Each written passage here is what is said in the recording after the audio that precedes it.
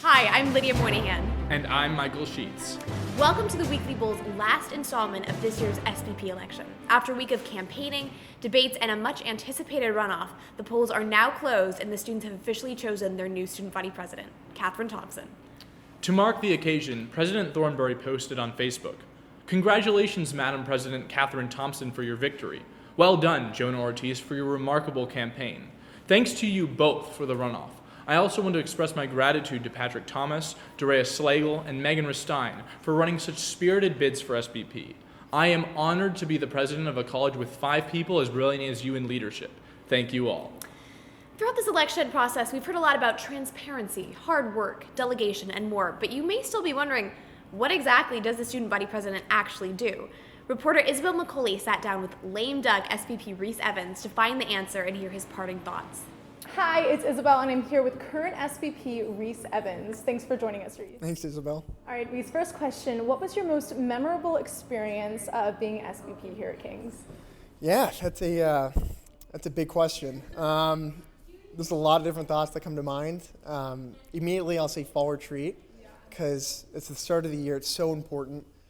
Starting this new year with new students, how can we integrate the entire student body? And for me, just being able to rally around with my team, the whole council, all the student leaders, that was such an amazing experience. And definitely one that I won't forget. Awesome. What would you say is one of the most important things that you learned this past year? For me, it's been a really humbling experience working with such amazing people. And so it's definitely realizing that I'm not the most important person in the room. Just working with all this House presidents, with my amazing cabinet, for me, it was just such a humbling experience to be able to work alongside such talent and just realize that my positions to allow other people to succeed. Cool. So as you know, Kat Thompson is our new SVP. Kat, yep. What are some words of wisdom or advice that you would like to pass off to her? Kat's amazing. So first off, she's a workhorse. She's Maxine Fleta 2.0. I mean, she's going to get a lot done. This is such a crucial time to start choosing her cabinet and who she wants to serve alongside next year. That's by far the most important job of the student body president, is rallying herself with good people. All right, well, Reese, we're in the final months of our second semester here, your last semester at King's. Do you have any parting words for the student body? I would say, King's has meant a lot to me. The relationships I've built, the people that I've just been able to meet, the experiences I've done. And it's something that, it's been such a blast being able to do this. So to the student body, I'd say thank you for being able to allow me to serve you all. And just generally speaking, to King's College, it's just been such an experience. Thanks to the administration. And I know that I'm excited that the school's in a better position now than when I started. And that's what I could have hoped for. Awesome. Reese, thanks so much for joining us. Thanks, Isabel. Up next, our very own EST correspondent, Elle Rogers, gives us the first interview with our newly elected Catherine Thompson, where she shares her vision for next year's student body. Catherine, thank you so much for joining us today. Always a pleasure, Elle. So, Kat, it's been a long, or at least it feels long to us, election season. What has been your favorite moment of the process? If you had to pick one. I think the moment that was most fun for me was probably the Bonanza debate. So that was just such a fun way for the candidates to get out of our comfort zones, because it certainly took me out of mine.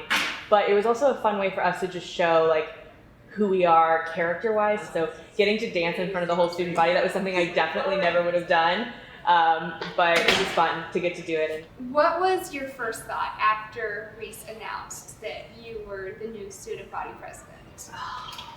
For me, it was just wow. So definitely seeing my team there, seeing their faces light up, that was really cool, because they were the ones that really poured the hard work into this campaign, right? The big secret here is that the candidate just gets out and sort of we're the rhetoricians, we say what we are going to say, but it's our campaign teams that really work really hard, and the people that believe in us and that believe in our vision. And I think that was just the coolest moment for me, was watching their faces as they announced, and it certainly was one of the most exciting moments of my life, I think. It was just a beautiful thing to feel that the student body was placing trust in you. And I just flabbergasted. What an honor and what a privilege. What is your vision for the school for the next year?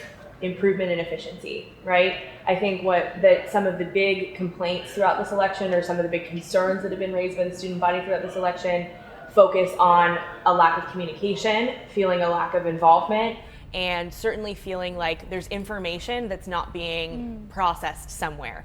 And so I think one of the big things for me in terms of efficiency is closing those information gaps.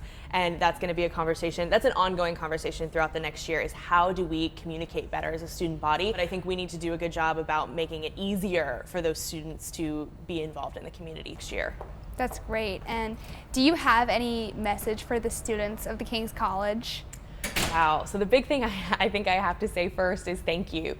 This is an incredible honor. It's a privilege. If you had told freshman Catherine that she'd be sitting here, I would have laughed at you because I would have never thought that this was something that I'd be doing. I certainly never thought that the student body would have this level of confidence and faith in me. And so now that that's resting on my shoulders, I think the next thing I'd want to say to them is just, I'm ready to get to work. And so that's what I'm going to do these next couple weeks. I'm going to be meeting with the current cabinet, meeting with Reese, meeting with the administration. We're going to pick, I'm going to sit down, I'm going to pick my team, and we are going to get to work. So I'm very excited at that prospect, and I look forward to officially starting the job. That's great. That's great. Well, thank you so much for sitting down with us today, Catherine. Thank you so much, Elle. It's been a pleasure. Now for some school news. This past Friday, the 10 houses competed in King's tri-annual house namesake competition. Congratulations to the ladies of Barton who came out victorious in the event. Friday's results shook up the House Cup rankings a little, with Barton keeping their first place spot, Ten Boom bumping up to second, and Bonhoeffer close behind in third. As most of you already know, it's midterms. Good luck, study hard, and remember that spring break is just a few days away. Thank you to all 5 candidates for making this election season one to remember, and many thanks to our team here at the Weekly Bowl who made all of this coverage possible.